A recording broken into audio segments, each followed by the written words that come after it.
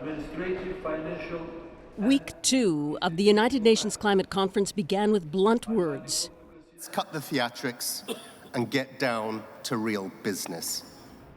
An apt critique of Week 1 at COP29 echoed by others. This has been one of the worst first week of a COP in my 15 years of attending.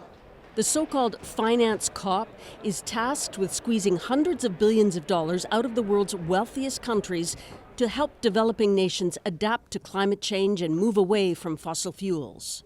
We don't have any clarity on the amount of finance that developing countries will be provided and who is going to contribute to that pot.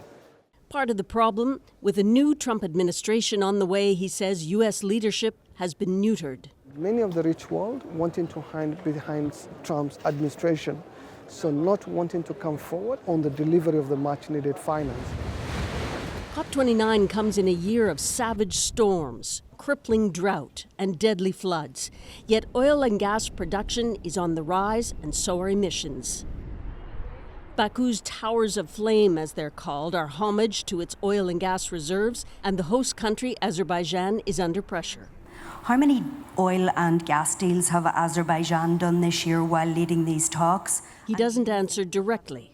The world is moving on the direction to increase the green energy, green transition. There's still hope that we can land a transformational deal here.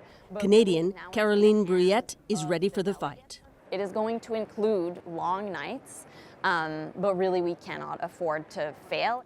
COP itself is under scrutiny after a public critique by some former UN leaders and climate experts said the annual conference can no longer deliver change fast enough and should be overhauled. So a lot is riding on this week's outcome.